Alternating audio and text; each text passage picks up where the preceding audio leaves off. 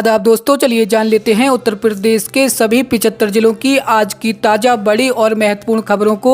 लेकिन उससे पहले वीडियो को लाइक और सब्सक्राइब जरूर करें और साथ में ये भी बताएं कि आप इस वीडियो को किस जिले, शहर या गांव से देख रहे हैं। जाते जाते भी भिगोएगा मानसून। लखनऊ समेत पूर्वी यूपी में एक बार फिर से बारिश की दस्तक। देश के कई हिस्सों से मानसून की वापसी हो गई है। पश्चिमी यूपी में भी इसकी विदाई शुरू हो रही, लेकिन मौसम विभाग के अनुसार बंगाल की खाड़ी में कम हवा का दबाव बारिश का सिलसिला शुरू कर सकता है। आगामी 25 तारीख से इसका असर देखने को मिल सकता है। आधार कार्ड धारकों के लिए बड़ी खुशखबरी, दिवाली पर मिलेगा बड़ा तोहफा। आधार कार्ड और पैन कार्ड जैसे बेसिक डॉक्यूमेंट्स के आधार पर लोन ले सकते हैं। किसी भी तरह की गारंटी या प्रॉपर्टी गिरवी रखने की आवश्यकता नहीं होगी। खास बात यह है कि यहाँ से आपको 50,000 रुपये से लेकर 5 लाख रुपये तक का लोन मिल सकता है। 69,000 शिक्षक भर्ती में आरक्षण मामले की सुनवाई 28 तारीख को।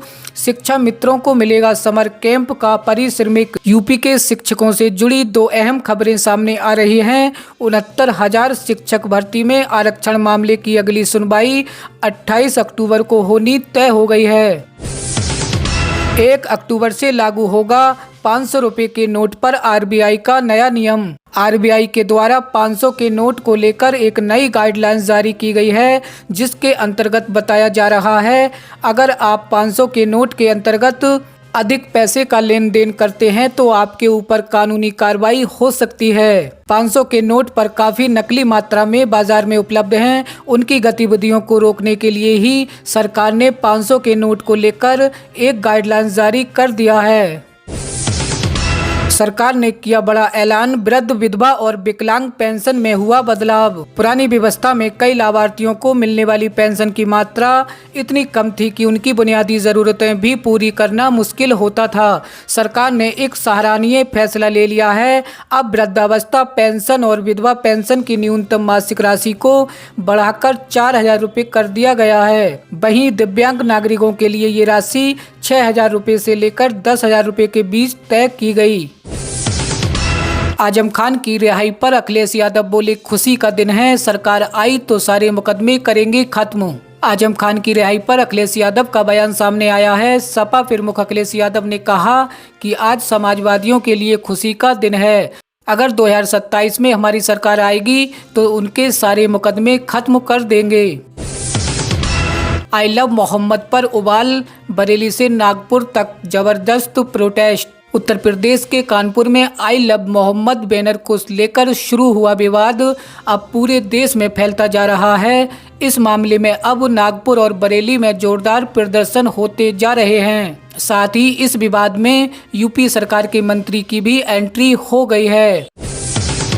यूपी के सभी डीएम से छिनेगा ये अधिकार। इस व्यवस्था में बदलाव करने जा रही है योगी सरकार। योगी सरकार प्रदेश में निवेशकों को भूखंड पर मिलने वाली छूट देने के लिए मौजूदा व्यवस्था में बदलने जा रही है। औद्योगिक पार्कों में स्थित भूखंडों पर छूट अभी तक डीएम की अनुमति पर मिल रही है। 4 दोस्तों सहित 5 लोगों की जिंदा जलकर मौत। अलीगढ़ कानपुर हाईवे पर कैंटर से टकराकर कार में लगी आग। अलीगढ़ कानपुर हाईवे पर गोपी ओवरब्रिज के पास एक भीषण हादसे में कार और आयशर कैंटर की टक्कर हो गई। टक्कर इतनी जोरदार थी कि दोनों वाहनों में आग लग गई, जिसमें कार सवार 4 लोगों और कैंटर चालक सहित कुल 5 लोग जिंदा जल गए। घटना सुबह लगभग 5:45 बजे हुई। सूचना मिलने पर फायर ब्रिगेड की गाड़ियां मौके पर पहुंची और आग पर काबू पाया। यूपी में फ्री राशन से वंचित रह जाएंगे ये परिवार।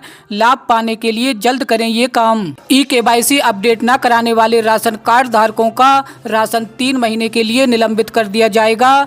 केंद्र सरकार के आदेश सितंबर में 70,000 लोगों ने KYC कराई, लेकिन अभी भी 2.3 लाख बाकी हैं। अधिकारी अपील कर रहे हैं कि सभी लोग जल्द से KYC करा लें, अन्यथा राशन मिलना बंद हो जाएगा।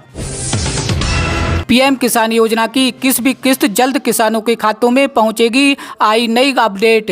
देश भर के किसान भाइयों के लिए खुशखबरी है कि पीएम किसान योजना की 21वीं किस्त जल्द ही उनके बैंक खातों में पहुंचने वाली है। सरकार के अनुसार इस बार भी किसानों को 2000 रुपए की राशि दी जाएगी। नवरात्रि और दिवाली के बीच लगभग 10 करोड़ किसानों को इसका लाभ मिल सकता है। हालांकि अभी सरकार ने इस किस्त की सटीक तारीख की घोषणा नहीं की है।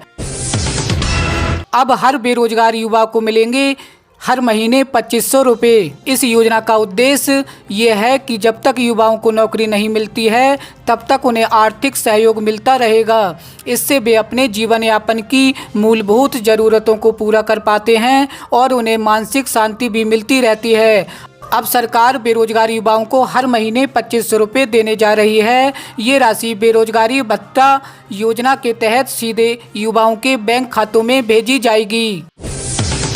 उत्तर प्रदेश में जाति के प्रदर्शन पर लगा प्रतिबंध। योगी सरकार के इस फैसले पर अखिलेश यादव ने पूछे 5 सवाल। योगी सरकार द्वारा जाति आधारित चुनावी रैलियों पर प्रतिबंध लगाने के बाद सपा प्रमुख अखिलेश यादव ने सरकार से 5 सवाल पूछे हैं। उन्होंने पूछा कि 5000 सालों से मन में बसे जातिगत भेदभाव को दूर करने के लिए क्या किया जाएगा। उन्होंने जाति प्रदर्शन नाम से पहले जाति पूछने, घर धुलवाने और झूठे आरोप लगाकर बदनाम करने जैसे जातिगत भेदभाव को समाप्त करने के उपायों पर भी प्रश्न किए।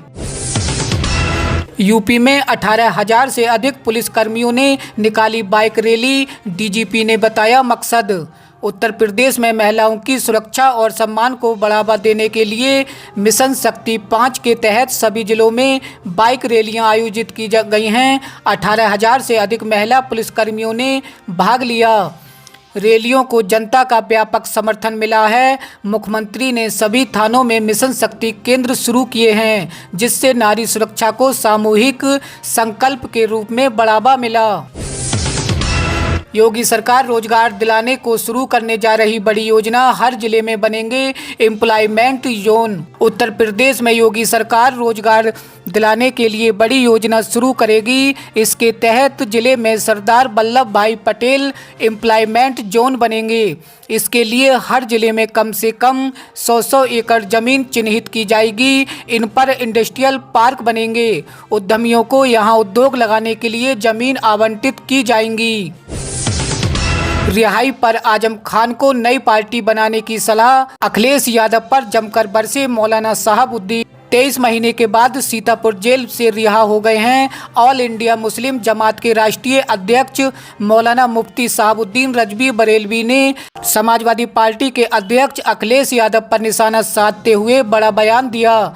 उन्होंने कहा कि आजम खान की रिहाई से हमारे समाज के लोगों में खुशी है, लेकिन अखिलेश यादव के साथ न देने का गम भी उन्हें सताता है। मौलाना ने आजम खान को नई पार्टी बनाने की सलाह दी है।